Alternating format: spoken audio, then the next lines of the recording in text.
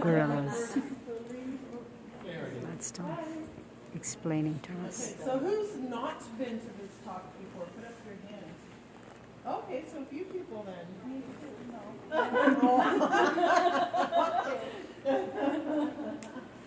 So welcome everybody to the Toronto Zoo's gorilla habitat.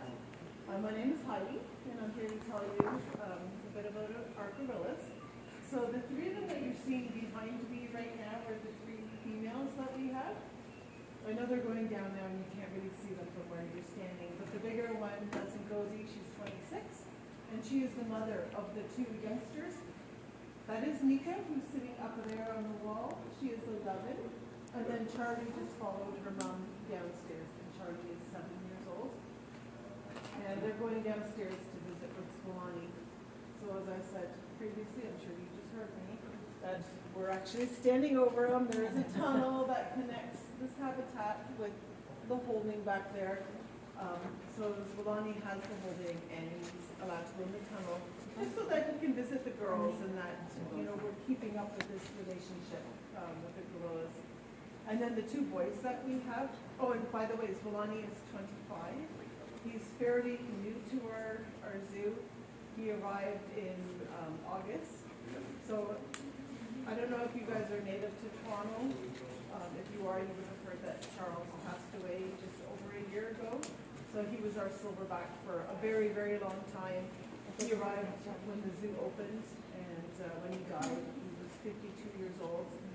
So it was a big loss for us, and also for the girls that little silverback they knew, that they've been living with. So it was a big blow. So now we're trying to introduce Swalani. Swalani came to us from the Granby Zoo, which is in Quebec, but he was originally born in Calgary. So he's doing a tour of Canada. So it's a long process. He's learning how to be with the girls, and they're adapting to him. He's not used to females because he's been in a bachelor group for almost his entire life, and they do not have any females at the Granby Zoo. So it's a big adjustment for him. And then also with these girls, especially the two young ones, they're used to an old geriatric silverback. Charles, you know, they got away with so much with Charles. You know, even Charlie stealing food right out of his mouth. Just getting away with so much. And when he disciplined Charlie, well, actually both his kids, but it was mainly Charlie, he would basically gum her. Because male gorillas, they will bite the females to discipline them, but he hardly had any teeth, so he wasn't really hurting her at all. Anyways, so now they're dealing with a silverback who's 25, young, full of piss and vinegar, and he does have teeth. So they're learning that. And then we also have two other silverbacks, and you're wondering, oh, why did you bring in a silverback if you already have two of them? Well, these two boys are related to the girls out here, so that's why we couldn't put one of them out here to be the leader of the troop. So the two of them are brothers. We have Siddiqui, the older one, he's 20, and then Nasser, who's younger than him at 16. They're half brothers. They're usually always together except overnight in the holding, down at that end of the holding. They do go separately from one another just so they can chill and relax and they're not looking over their shoulder or trying to see if brother is going to, you know, oh my God, here he comes, he's going to jump me in the middle of the night and pick a fight with me. So they get to go separate from each other. Charlie, calling, Yeah. Charlie is being a troublemaker. Charlie, yeah, Charlie's always being the troublemaker, so looks like, well, what? But no, you have everything is fine. Yeah. So gorillas have a fairly long lifespan. Out in the wild, they live until their mid-30s. That's about average. But you will find that a lot of gorillas will live longer under human care. So again, Charles died at 52. And it's because he had good nutrition, good, if he was sick, we have the vets here all the time, so good medical care, and also just good daily care every day from us. And he didn't really have a lot of stress in his life. Like he's not worried about poachers out there or habitat destruction. He had all of this, and he just had to worry about what we were giving him to eat every single day, and how the females were behaving on any given day. So that's probably why he lived as long as he did. Gestation period for a gorilla is the same as us. It's 8.5 to 9 months, and gorillas can get pregnant every month. They go through an estrus every month, just like we women do. And that is why the human birth control pill works on all grade 8. So the gorillas, chimps, bonobos, orangs, the pill works on all of them. And yes, our females are on the birth control pill. And they don't know they're taking the pill. We just put it in their food and then we give it to them. So yeah, eventually we will take them off the pill once they get introduced to Wolani. We're not sure who's going to have a breeding requisition. So that's something that's decided by the Gorilla SSP, so that's the Species Survival Plan. And that is a governing body with our gorilla experts, and they get together every year, and we actually just had our gorilla workshop a few weeks ago, and recommendations were made then, and I'm sure we're going to hear about it down the line because they have to go back to their respective zoos and put all the recommendations together, and then they email it to all the different institutions around North America. So we'll hear pretty soon if we've got a breeding rec. But our first step is to get our girls together with Swalani. Now there are threats out in the wild for gorillas, and there's one that we really campaign a lot here, and that's for cell phones. I'm sure who's got a cell phone here? Because I do. Anybody have a cell phone? Yeah, that impacts gorillas in the wild. There's a mineral that's mined. It's called coltan, and so we're destroying their habitat when we're mining for this mineral. And that mineral is in all of our cell phones. It's a high heat capacitor, so it lets the charge run through our phones without our phones burning up in our hand. And so we're destroying their habitats, but also the people who are out there doing the mining, they don't have a restaurant nearby where they can go grab a bite to eat, or grocery store. I'm just going to pop in and grab some food. No, they have to hunt for their food, and unfortunately, gorillas are one of the animals that they will hunt. But usually they go for smaller animals. Sometimes the gorillas just end up in the traps, unfortunately, and they get hurt that way. So, but there is still a lot of poaching that goes on over in Africa. Also, before I go off the topic of cell phones, we do have drop-off boxes here. We have one here, right over there in the corner, and I think we still have one at the front gate. I don't know. I haven't been down there in so long, and with all the construction, I don't know where that box is. But if you have any old cell phones that you'd like to donate, especially Christmas coming up, a lot of people upgrade and get new phones. Please think of us and drop off your cell phones. We send them to a recycling company, and we get a bit of money for all of our old cell phones, and all that money is donated back to projects out in the wild to help gorillas. So again, habitat destruction. There's defragmentation, so when they're building roads, it makes it harder for the populations of gorillas to get together, so they're more fragmented from each other, and it makes it harder for them to breed and go from family group to family group. So that's how, when they're growing up, when you have a family group like this, of course young males, they are kicked out of the family group at around 10 years old, because that's when the hormones kick in and they want to start breeding. So dad is like, you know what, take a hike, son. You need to go and find some females of your own. So he'll go off and he'll be wandering around, and he might run into a family like this, and he might see some young females, like Nika right there coming up the boat, and be like, oh, she's pretty good looking chick there. I think I'm going to try and convince her to come over with me. And that's how you start a new gorilla family group. Males convince these females to come and join them. But if you've got roads dissecting all over the place, it makes it harder for these gorillas to find one another. And I didn't mention at the beginning, these are called Western land gorillas. And they do have the highest number left out in the wild. There's roughly 100,000 of them. But closely related to them are the Kwasuru gorillas. They are the most critically endangered great apes out there. There's only about 300 individuals left in the wild.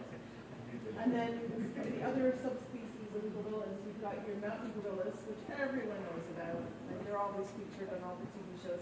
There's roughly 1,000 of those left in the wild. They're endangered. They're the most protected of all the gorillas where they live.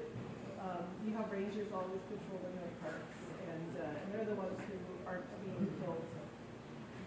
Maybe the odd time it might happen, but they're the ones who are the most protected. And then related to them are the eastern lowland gorillas, and there's roughly 5,000 of those left in the wild. And again, they're in a very bad zone, a lot of conflict going on, happening, a lot of wars happening. So people aren't even going in there to take a census of how many are left, because it's just too dangerous for people to go in there. Does anyone have any questions? Okay, so does anyone know what gorillas eat? Browse? Yeah, you're well browsed, yeah. But people are really amazed when I tell them that gorillas do not eat meat. Okay, so they're strictly herbivores, vegetarians. So they're living in a salad bowl, much like this.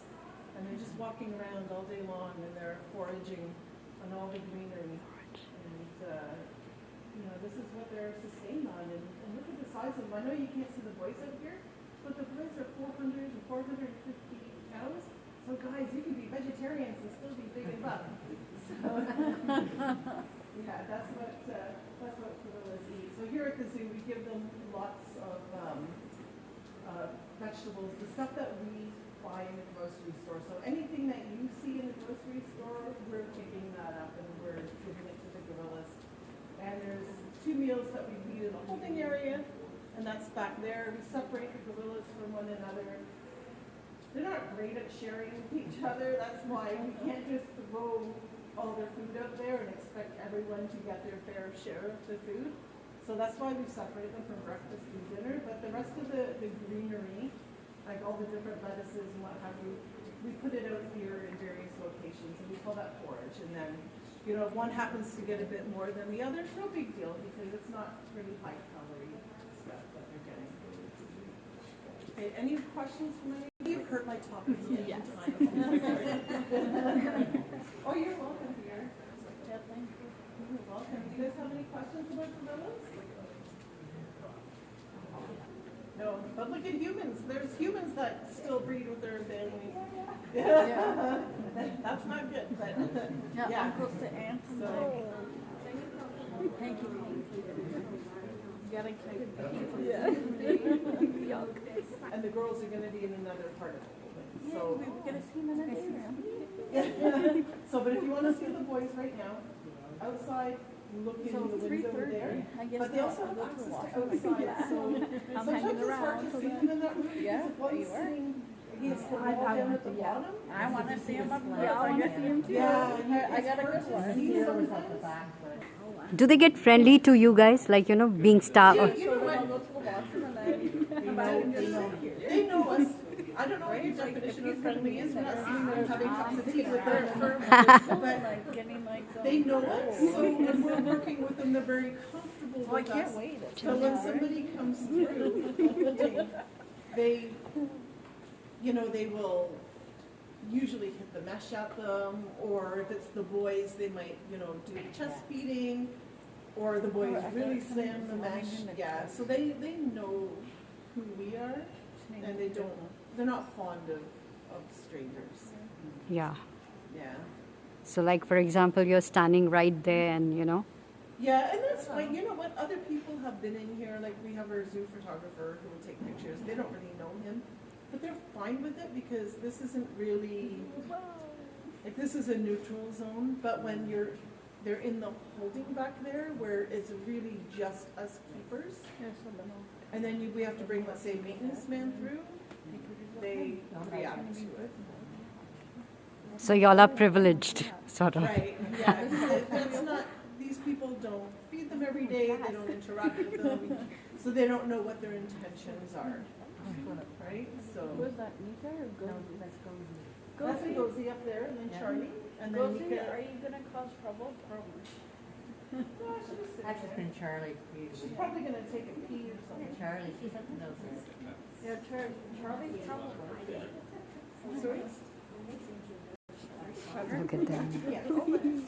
Friendly to some, but mostly they're not happy with strangers. That's gorillas. So when she's here, then we will. I've heard 11 times the strength, but I don't know. I guess it's up to the individual, and yeah. But believe me, they're very, very strong. And that noise was Walani. Yeah. He has a cardboard box, and he's like, I don't know what he's doing with that cardboard box. Yeah. Well, this here has a wild throw too with barrels. Yes, he does. I've seen them just shots of the barrel going by. Oh, it's that, and also, actually, you know what? I haven't seen it in a bit. No. And I need to check the bushes. But there's this green bowl that they've got. It's not huge, but it's got some weight to it. It must weigh 10 pounds, but we found it up on the bamboo. So this kid, there's a rubber bowl over there in the bushes, which I have to retrieve at some point. But yeah, Nasser's really good at throwing things. Yeah. I got clips where you just see the actual thing coming through the air. Yes. Right? Yeah, exactly. I see Sulami's found the ficus too. Yep. He has. Yeah. Word must have gone out, eh? Yep. Which field that one like that Yeah. one there? Yeah, that big one. Yeah. Silly. They love it for some reason. It's their favorite. Yep.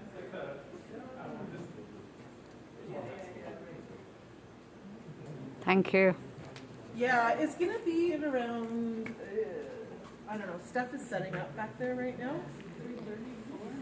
Oh, it'll be earlier than that. Like definitely earlier because there's a lot of Jenga going on, like moving everybody and the holding, like because we have to keep the visual. We have curtains hung up there. That's Walani and the boys can't see each other. Yeah. So, Going from Our 2 to lives 3 are- moving parts is going to 3 moving parts is quite the change. Yeah. It is. Yeah. And then it's like, okay, well, we're gonna move. We actually discuss it over lunch. We do. It's like, who's moving where today, and then how are we gonna do this? And then Steph was like, okay, well, I'm gonna move Nasser up here. I'm like, no, you can't, because that means Walani's got to be in the pen next to him, and we can't have that. So she's like, oh yeah. So it's always, you have to be a few steps ahead to try and figure out how we're moving these gorillas to their appropriate spots for the, either for the day or then at the end of the day. It takes a lot of brain power. So this is the skull of a western lowland gorilla, right? Oh yeah, they're up That's there a to human nothing. skull. Both move on. Yeah. Interesting. Almost the same. That's the hand, foot, Foot of a gorilla, and this is the hand. and this is the hand. Than we do right now.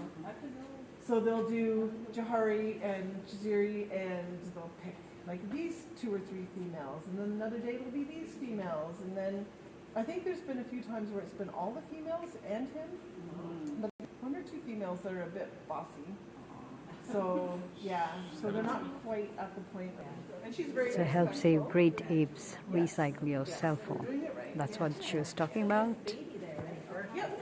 And this poster says gorillas rely on trees But it's so for their diet, consisting of leaves, stems, vines, bark, and over 100 types of fruits. They build their own nests every night using branches and foliage from trees. So there was a zoo up in Masega that closed, and there was 2 baby chimps there. Actually 3. Okay, this is going to be a weird story.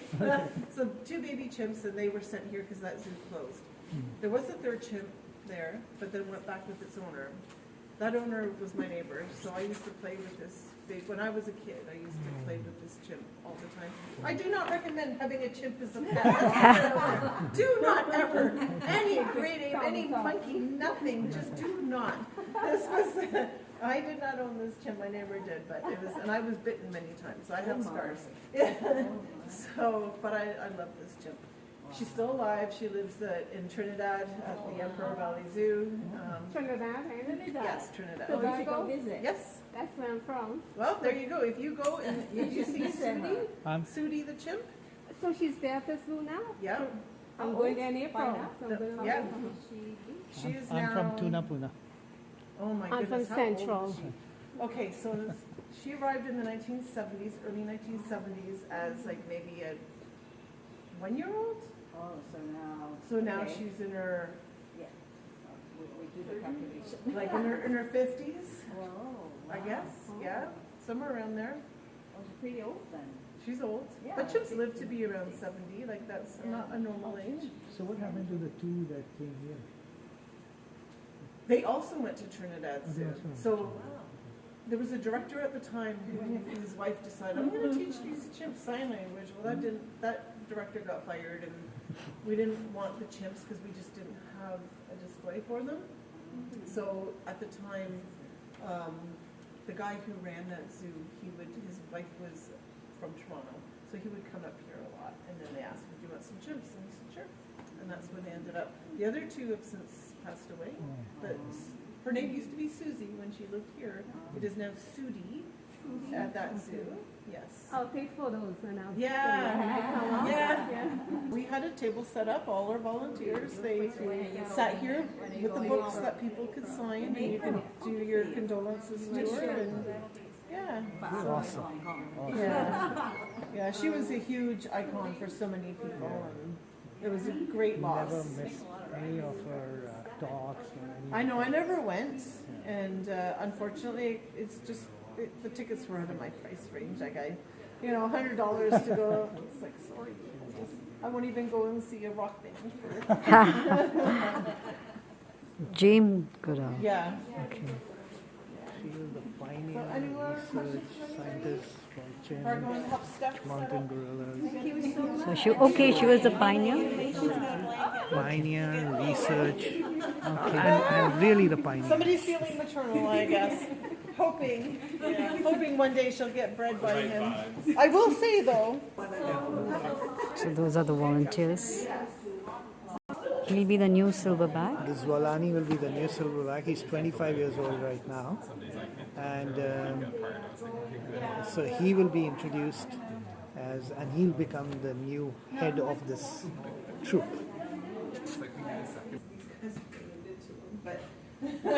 You know, this time I'm going, definitely going to the zoo. So we had a talk on gorillas. Yeah. Photos with the chimpanzee when I go to Trinidad. A little history of these guys here You're very good. That's interesting. I'm glad I heard that. So from the zoo personnel. There. oh yeah, and he also uses his toes to, what, so. it will be on. Oh, Like that. Trinidad in Oh, we're doing it. so we know there's I have to say